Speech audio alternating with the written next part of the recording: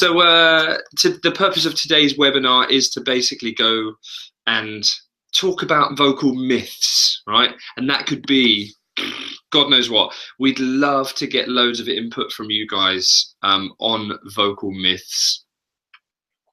What ones have you heard?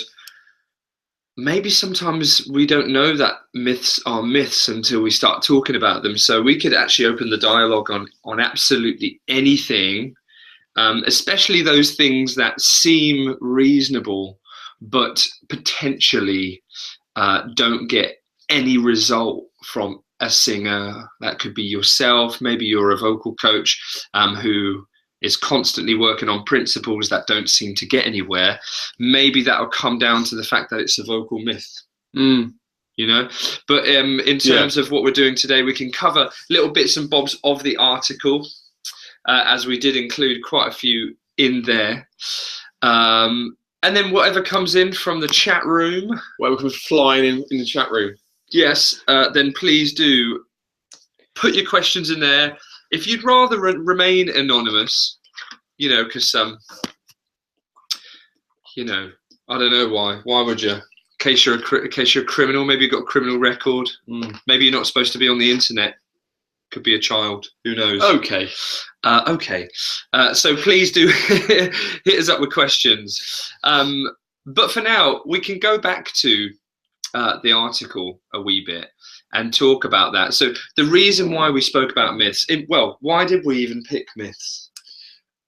Because there's a lot going on in that space. This sounds like management speak, doesn't it? It is. No, but the thing for me though, I don't think we said this in the article, is that it's like what. So you briefly touched upon what is a myth, and I think for me, and I'm sure it's for you, that it's about looking at why did this thing that people say, why did people say it? Where did it come from? Right? What stimulated that sentence to be used in a practical way against the benefit that it has? Exactly. Do you know what I mean? Yeah. Because I think you can do that with everything. You can do that with all of these things that we stuck in the article, and I'm sure more if they come in. Just think about, okay, where did that originate from? I get it. It's normally something to do with the way it felt for the person. And then, okay, but actually how much does that help or how much does it hinder the person right now? So if we look at the diaphragm one. Yeah, as that's what Icing had said is their favourite. Yeah, it's a big one, that, isn't it? Because it gets used so much. And then you got to think, okay, so where did it originate from? Where do you think it originated from? Well, I don't know. I was thinking about this a while ago, and I'd quite like to say about the whole myths thing, right, is that the interpretation of sensations, sounds and feelings, however they began, say whoever was the first person to say sing from your diaphragm, obviously was armed with the knowledge that the diaphragm is a breathing muscle, right? Key point number one, I guess. The other side of it is that when you sing, especially in louder sounds or with vibrato or whatever, you may well get some sensations down by the diaphragm. And then maybe that person knowing the location of the diaphragm and the location of the feelings are like, boom, yeah, I have sang from the diaphragm, right? Which is, I guess, like, you know, it's partly the logical brain that does that. But either way, it began life and it got that label, didn't it? Yeah. And all of these myths, they got labels attached to them from whoever coined them, and then they caught on. So it doesn't matter what you feel, someone's going to say, even if you felt it in the back of the head, they'll go, and that was you singing with your diaphragm, and then it will just be carried forth. It will just be carried forth, right?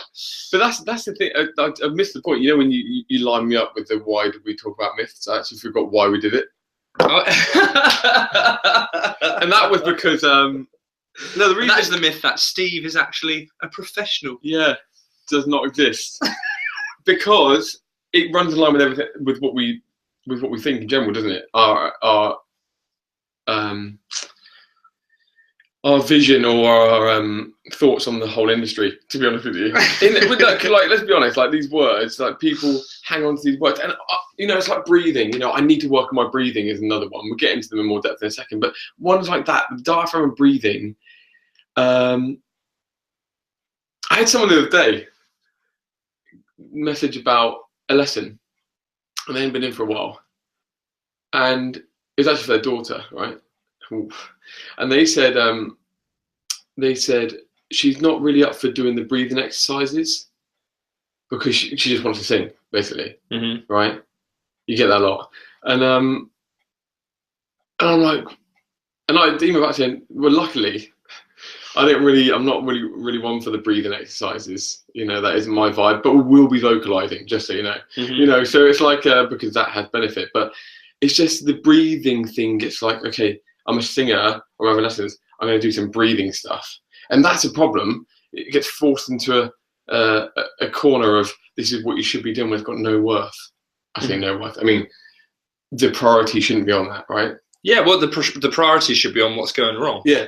And it might be breathing. Yeah. Or it might be something else. And in fact, you know, with singers, because of the interdependency of all of the systems, like breathing into the larynx, into the pharynx, and shaping, resonance and all that, they're so interlinked that it's, unfortunately for all you singers out there, you're probably going to have problems in all of those areas. So it's like, it almost doesn't matter. Bleeder. Yeah, biggest bleeder, or even if you're feeling around in the dark, and let's face it, when you're training as a teacher or training in something new information, it's almost like you could go to either one of those areas and probably get a good result out of someone. Yep. Do you know what I mean? So the fact that someone goes to breathing first, because it is the first thing in the chain of the process of singing. And or the first thing in the book. Yeah. The fact that that gets a good result from the singer doesn't necessarily mean that the first problem to solve was breathing. Yeah. It just means that it was clearly part of the puzzle. But someone who goes to vowels straight away would get another good result and go, it's all about vowels, right? And you hear this so much. And I think this is where we carry myths on forward as well, isn't it? Yeah. That there's so much interdependency in the voice that everyone's going to get a good result and be convinced they're right from going there straight away, right? Yeah. So the diaphragm, why is it strange? Because you can't feel it, you can't see it. It's not working when we are perceiving it to be working in singing. So it's like, okay, breathe from your diaphragm. It's actually relaxing in that phase of the movement when we're actually singing. So it's just really strange, as you just, in all the reasons you just said, it's just very strange to use that term. So we talked about where it originated from, and so what's the dangers? Tension here. Over focusing on the midriff. Yeah. Too much airflow, too much breathing in. And I think that's a really key one for me, actually, the breathing in. Because, you know, you often hear people say as well, you've got to breathe into your belly, breathe into your back, breathe into your sides, whatever. Breathe east to west, not up and down, you know, like all that kind of stuff. And it kind of has some value in that if you take a huge breath, some of the organs that get shifted out of the way, or some of the lung tissue that is still kind of knocking around the back area, you will still feel that stretch. And that can be the whole part of you have to breathe into the belly or the back. But sometimes when you look at concepts of appoggio, which I've been looking at recently with the help of some other people, you don't necessarily need to breathe into those spots either. It's just that when you build pressure up in the lungs from singing possibly loudly, that some of that pressure pushes into those areas, and then you get this sensation of the sound interacting quite strongly with the middle, right? But it's just, you know, a lot of it's to do with how much pressure is being built up under the glottis. So you could either look at that as we could focus on what's happening around here, which would have benefit, but we'll also need to focus on what's happening on the glottis, right? As in the vocal fold closure. Absolutely, yeah. Because the more closure you have, typically you'd probably feel that expansion of your body more. And the more breathy you are, you probably feel that expansion less because the pressure's not being built up. So what are we looking at? Are we looking at the diaphragm, or actually are we looking at cord closure, or both? Well, yeah, but and this is the thing though, right? I mean, I would almost go as far to say that's a great link there. I know we're kind of ranting on this. I think, you know, we could just read the article if you want, but yeah. But let's just go with it. When you said, you know, focus on the vocal fold closure as opposed to the what's going on with your stomach. I'd almost go as far to say, especially with like new singers, one of the first things, and this is out and out. I know it's like we should, you know, you don't know everything will have an effect, but it's actually just what you're doing with your mouth is has such a big effect. I would go as far to say, in experience, bigger than anything, especially with getting awareness of vowel. Yes, is the biggest thing to go to, and I think that's what makes, when you see someone singing like, yeah, you know, like, yeah, and it's like, oh, I need to work on breathing, or there's a teacher working on breathing with that. It's like, what? You know, wow. yeah, exactly. I don't want to slagging me off, but it's just, well, it's like, well, in a sense, again, like, I'm literally open to every area of singing. Yeah, completely everything, right? But you will potentially make that splattered yell a little less abusive and a little better in tone if you don't also push loads of air at it. So again, like a breathing exercise would possibly improve that situation, but at the end of the day, the vowel still needs to change, and the vocal setting possibly still needs to change as well. So again, we can't just obsess about one part of the process and ignore another. There's probably, in the fact that a yell happens, it's going to be a high air pressure, excessive cord closure, and probably a spread open vowel. So it's like, it's all of it. Yeah. It is all of it. But could probably deal with it better with the vowel. and to be honest with you, in terms of the way that you control certain muscles, the vowel is much easier to control than anything else in the voice, and it's very visual. You can actually see it. Exactly. You know, so many reasons why it's just. But you know, like for someone who, I think we put belly in or belly out here in this article as well.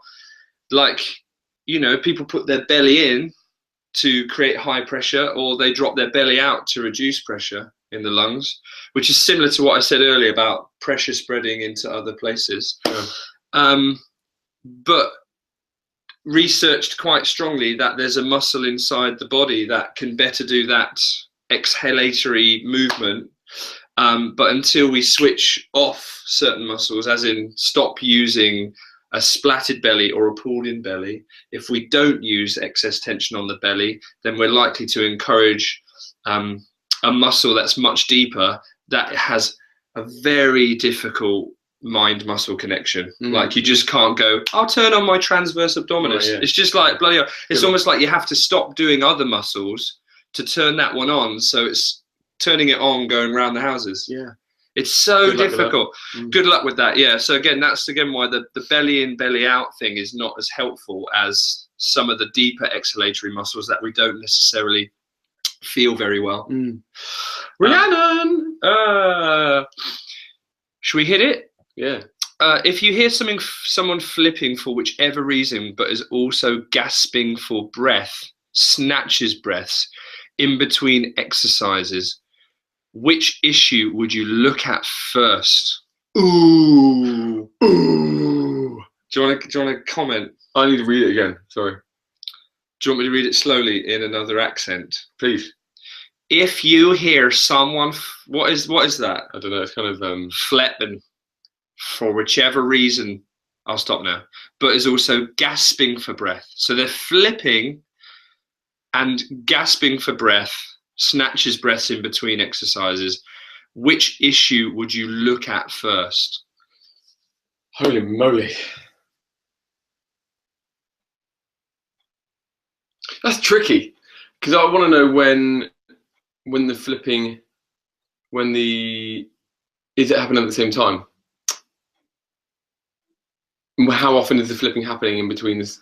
So are they gasping as they are flipping constantly, or when they're in the lower part of their voice, are they not very gaspy and not very snatchy? That would be nice to know. But I would say, just off of that, I would say that I would be going for the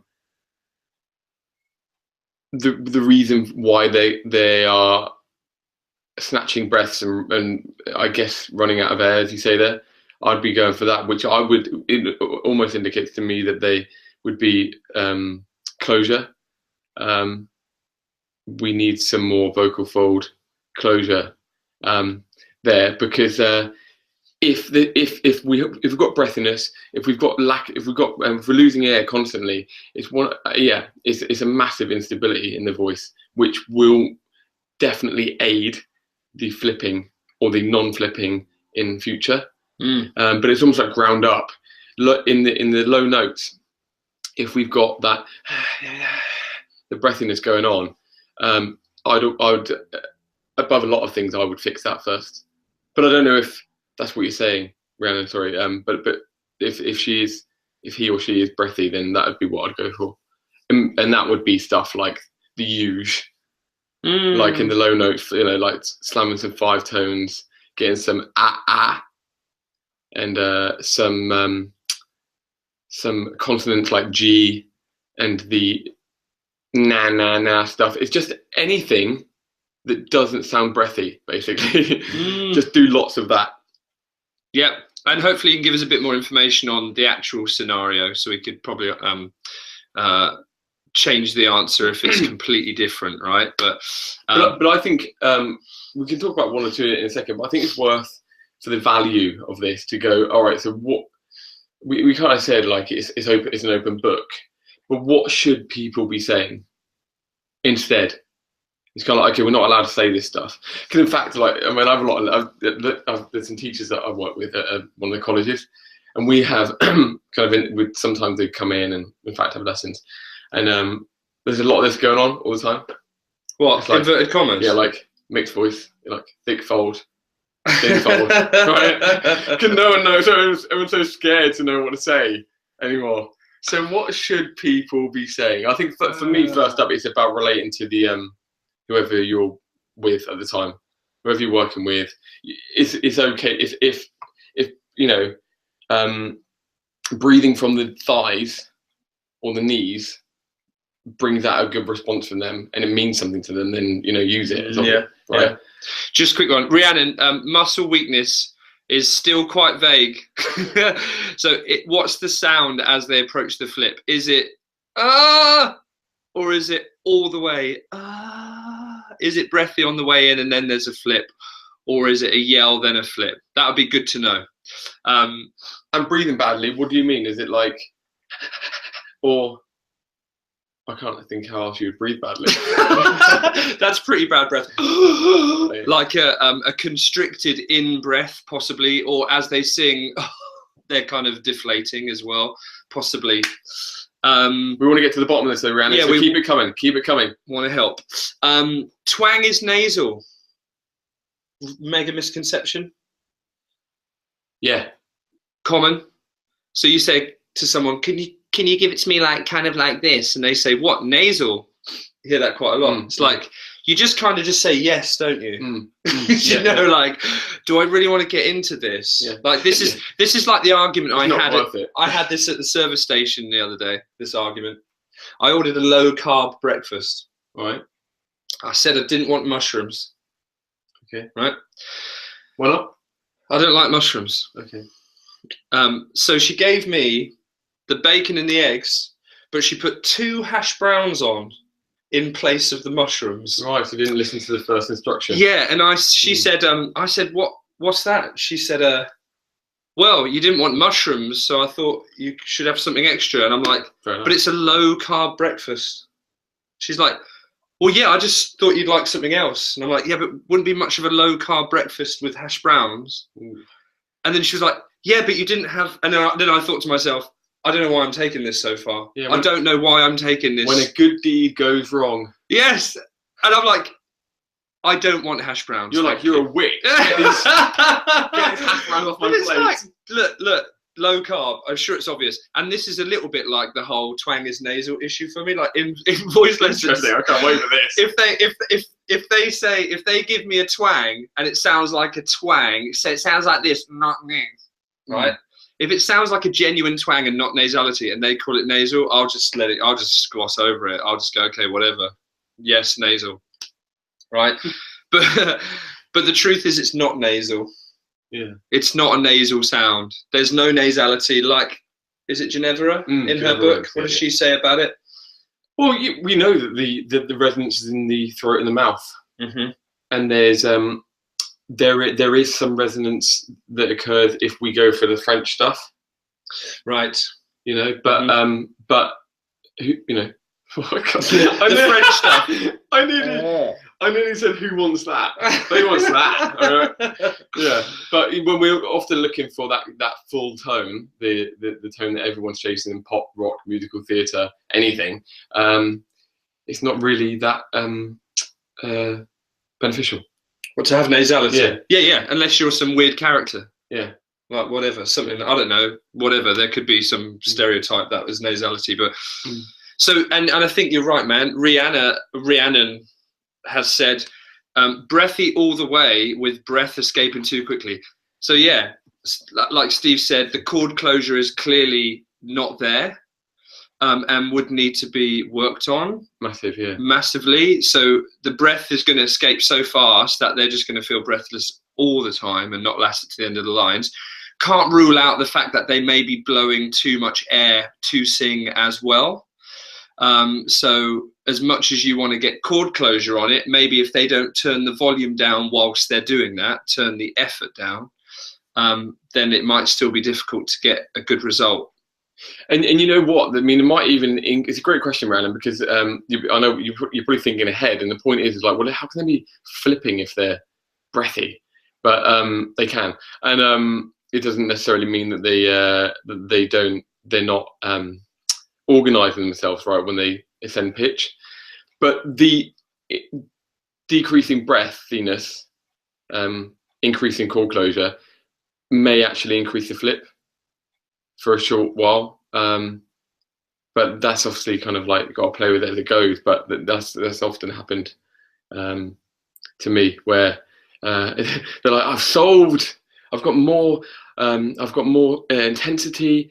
I'm not running out of breath at every line, but my upper register is a mess. Thank you. Yeah, because breathiness kind of covers up a register change, doesn't it? Yeah, oftentimes, but it doesn't look like it is here either. So, no. Yeah, but you know what I'm saying. Yeah, some people can just let go of their chord closure to transition, which again doesn't really address the problem at all. So definitely eradicate the breathiness, because you're going to benefit from all of the efficiency of the instrument working properly, the energy that comes with that and everything. So we have another myth that's come in.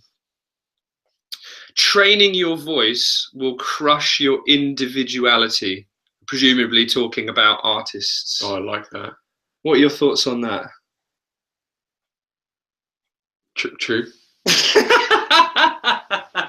Fair enough. I mean, this one's interesting for me, because it's how big do you want to look at it? Yeah. And I know I do this sometimes, and you go, I have no idea where you're going.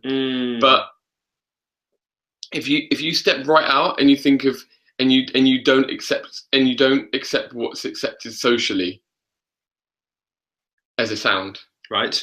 It's like everyone can just be an artist and go and make whatever sound they want, because this world is free. You know what I mean? Yeah. Then don't train your voice. Right. Right. But if you want to be socially accepted, there are some foundations you need to learn. Yeah. Mainly pitch, rhythm, and a comfortable tone. Yeah, exactly. And then we get into the vocal health issues as well. So like, you know, if you do happen to have a sound that people with actual taste like, which is not the first group Steve was talking about, then you may experience some success. that success may take you into high vocal load, high vocal use, in which case some individual voices soon bow out of the game. Again, more inverted commas. But Dave Stroud, previous guest, he's very much a proponent of the style versus technique argument, isn't he? Yeah.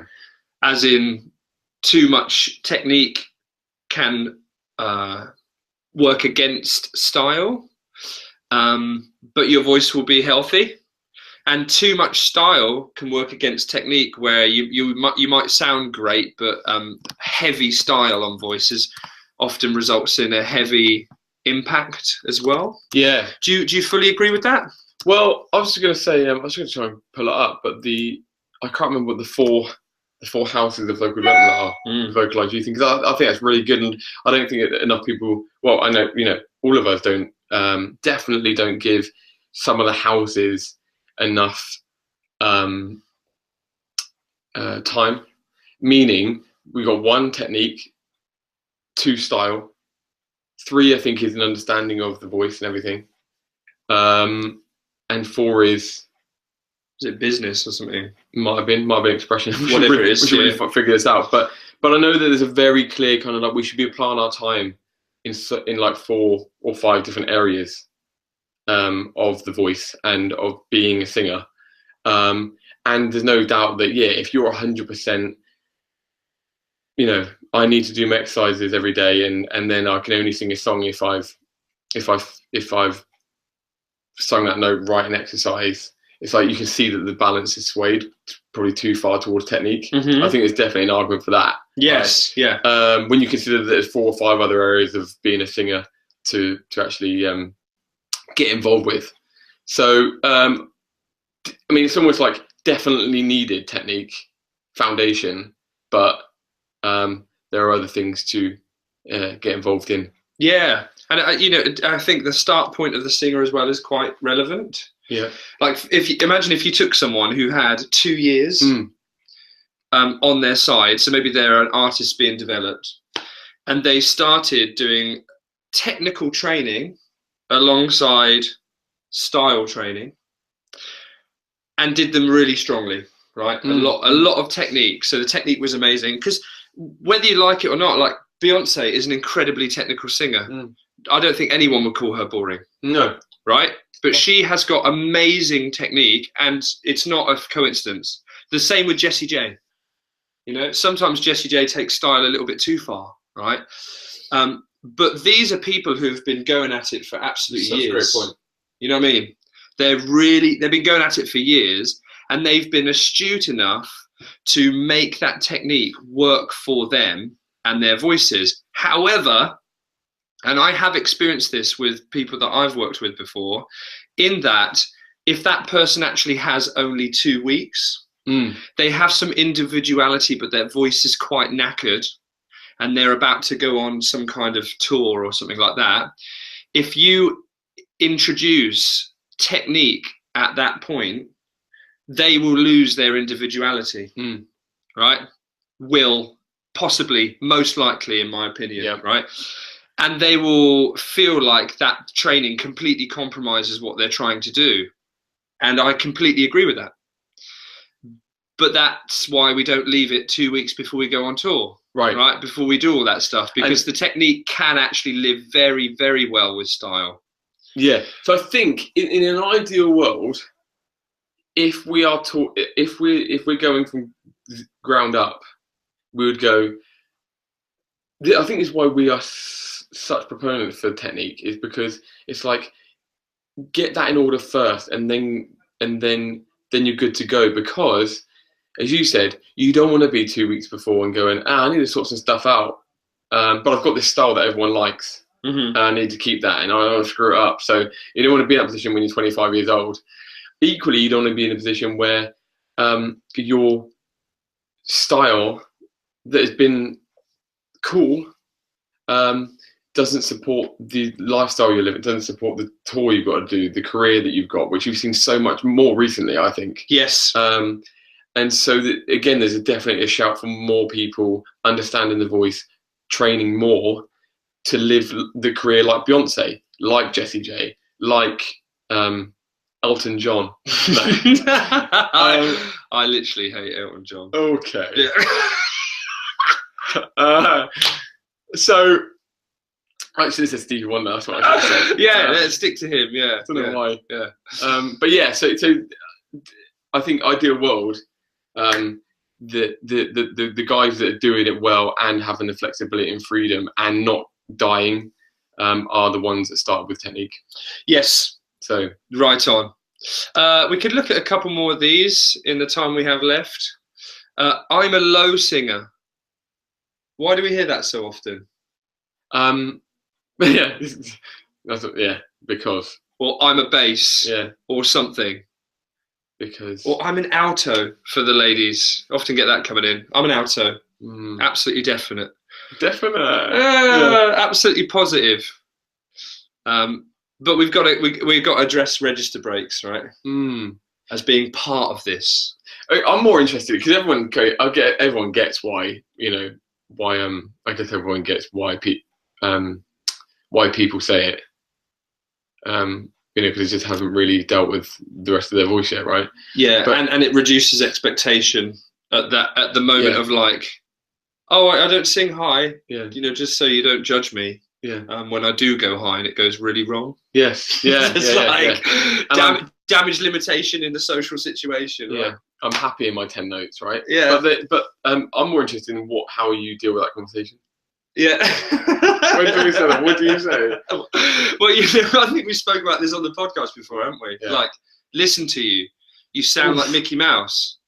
Like, you're not a low singer, right? But obviously that's the dialogue I have in my head afterwards, because in truth I'm much more supportive. You sound like Mickey Mouse. You sound like Mickey Mouse. But you just with that sort of modest confidence, you can just talk to the singer and say, hey, listen, this is how the voice works in terms of the muscular situation. And it's obvious that letting a muscle that you spend all day tensing up, i.e. the thyroretinoid, so you're speaking it all day, you're probably singing it all the time, and because you love the sound of it, you probably use it a bit too much anyway when you sing. So you're asking that muscle to relax, but only partly, right? As you stretch it out. It's like an eccentric contraction in the gym. It's like you don't just go from tense to just drop it. That's not the point of an eccentric contraction, is it?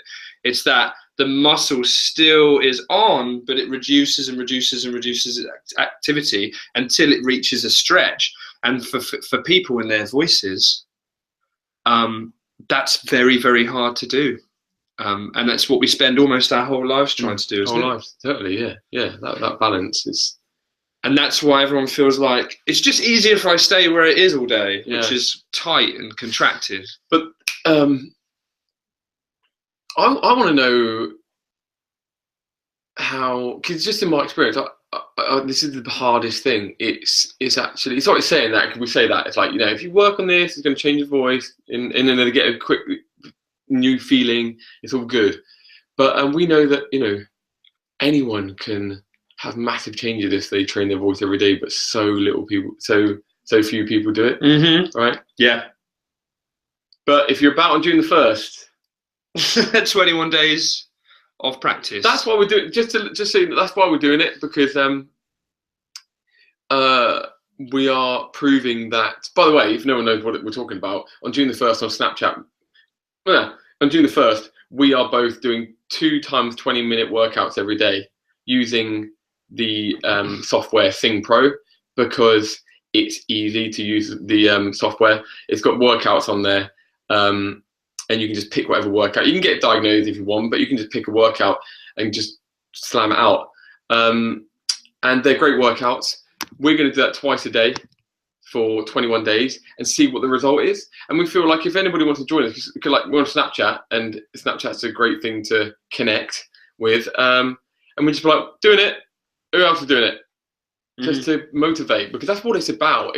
Everyone knows what they should be doing. Everyone's got tools to do it. Sing Pro, if you want to do it. but for some reason no one does it. So this is why we'd love to just see how many people can jump in with us and see what results we can get. Yes, by the end of it. And you may even have formed a habit by the end of it. Totally, which would be really great. I know that's how it's going. And there will be people that there'll be mornings when you wake up and you go, I'm not doing it. I've run out of time or whatever. And that for me is probably the biggest thing. Is that it's not everyone knows what to do.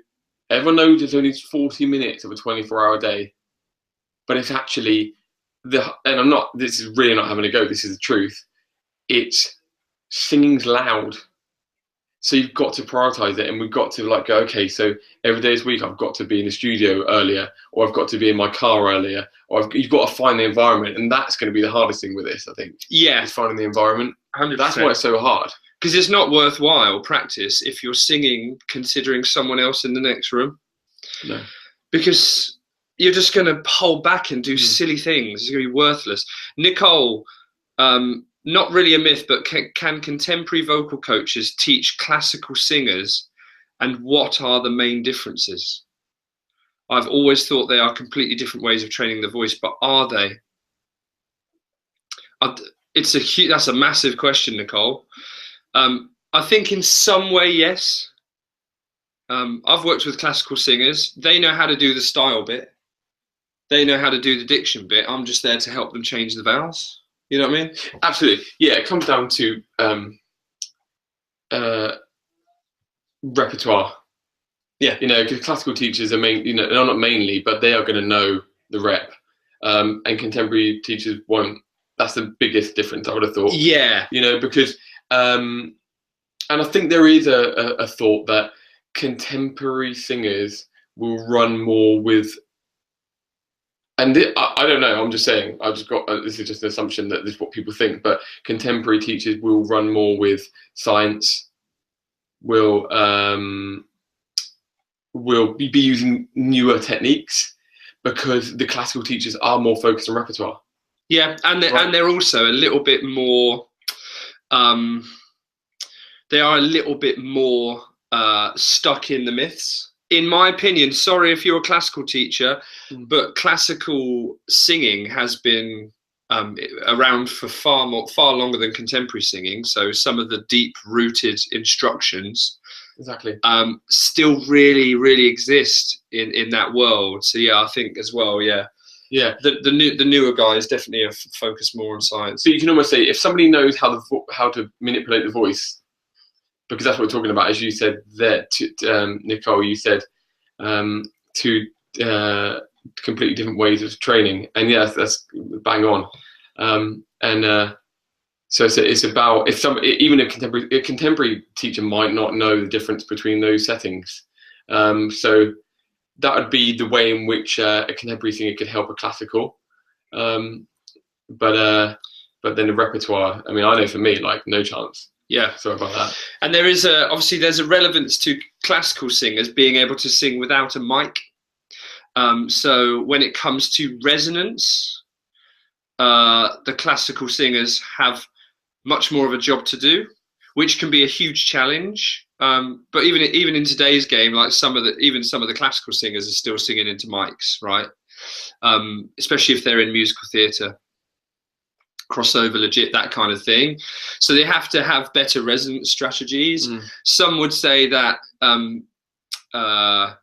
if you do have really poor lung volume, for instance, as a classical singer, you might have a bit of trouble getting the required volume and lasting the insanely long phrases that are written. It's almost like some classical music. I'm slagging off classical singing, but some classical music, it seems like it's written just so it's frigging hard.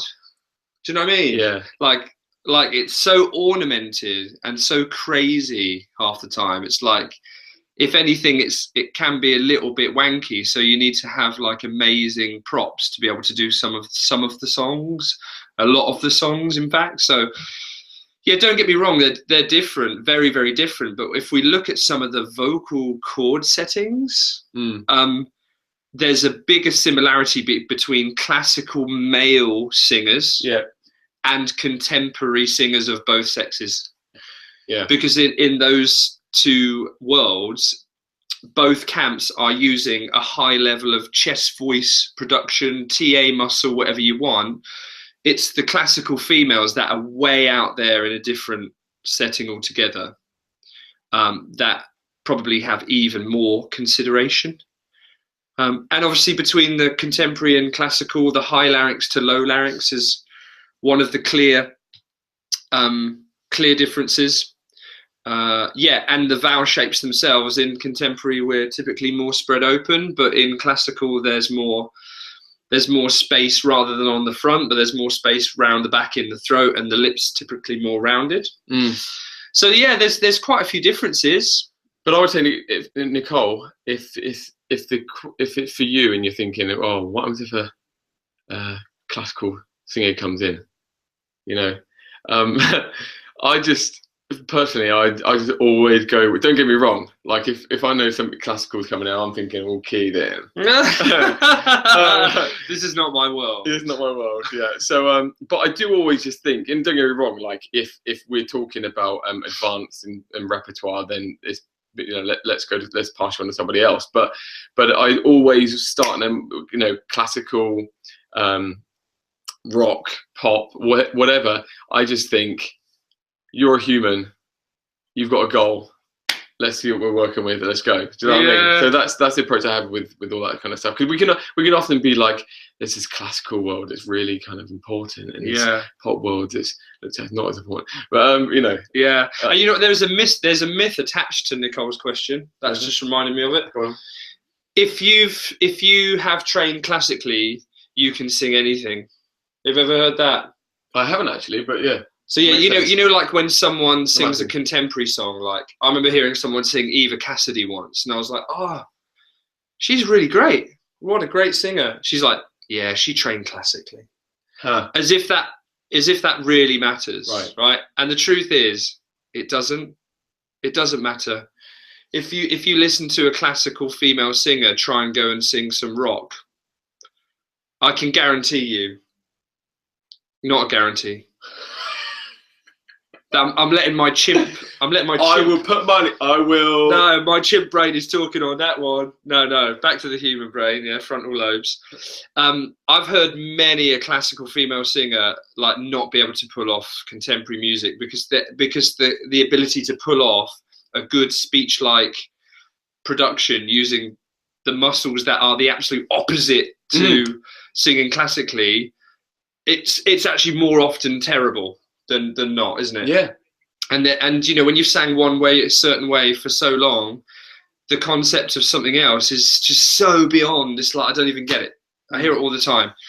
So yeah, there's no basis to say that somebody having sung classically is a better singer than contemporary.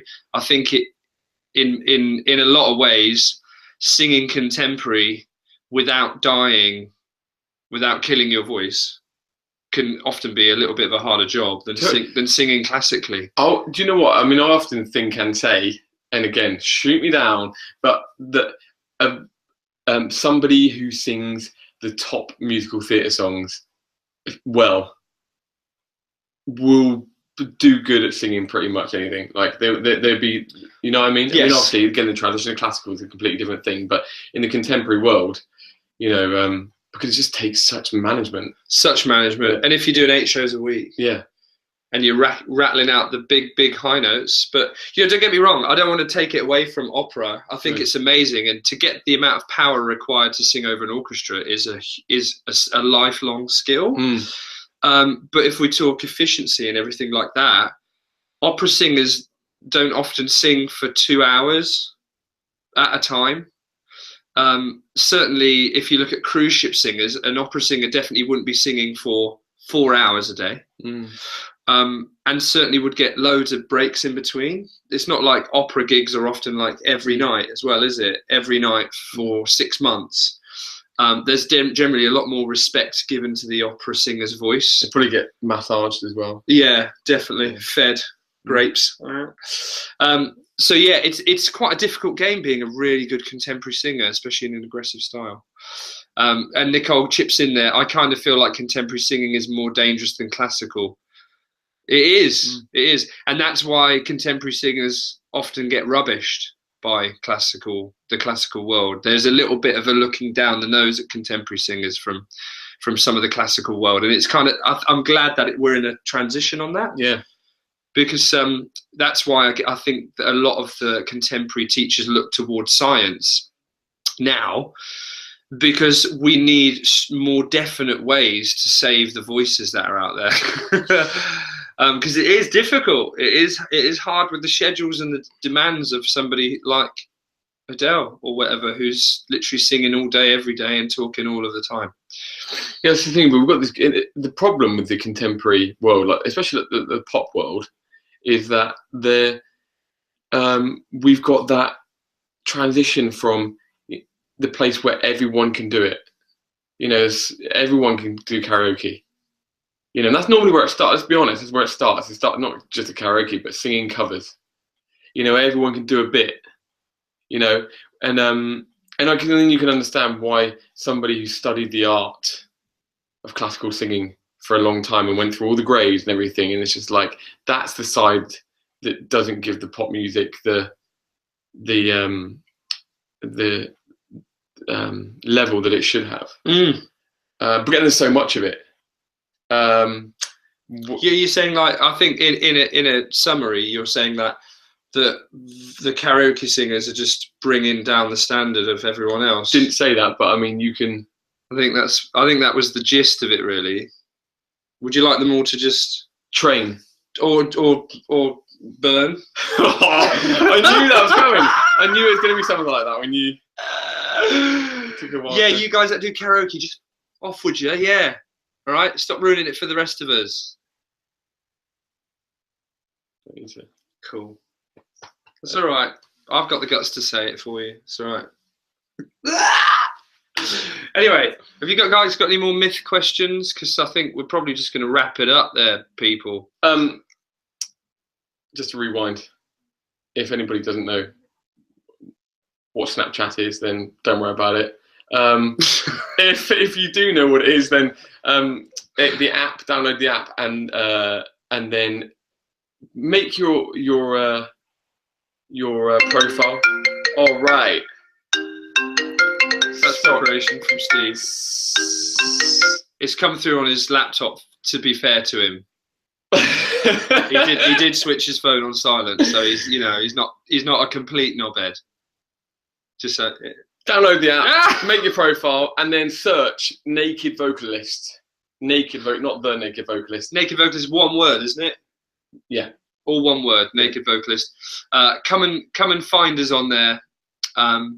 Keep in touch with us. Ask us questions. There's often bigger conversations going on our Facebook page /TNV questions. Our next article in Icing is about why has it lost? Why has it left my head? Yeah, it's been a little while, hasn't it? Can't remember. But it's another really cracking one. It's so good. We even remembered what it's about. You know what I mean? There's just a lot going on, guys. But yeah, tune in, and no doubt there'll be another webinar to cover them as well. Chord closure. Oh, chord closure. That's right. Yeah, something on chord closure, which for Rhiannon will be really, really useful, I should imagine. Also, Icing are putting on some amazing webinars with industry professionals. Tuesday gone was Ingo Tietze, voice scientist, so that was amazing. Coming up, there's also past naked vocalist guest Joshua Alamu, who's talking about vocal warm-ups from a coach's point of view. And that's this coming Tuesday. So if you want, go to icingmag.com and go and log on to it. You can watch the replay or watch it live. Loving the vibe, guys. Thanks for thanks for coming on board, and thanks for being on Snapchat, and thanks for just being in the vibe, just being with us. We're all a team, all right? We're all a tribe. Yeah. Okay, great. Enjoy your weekend, guys, and stay in touch.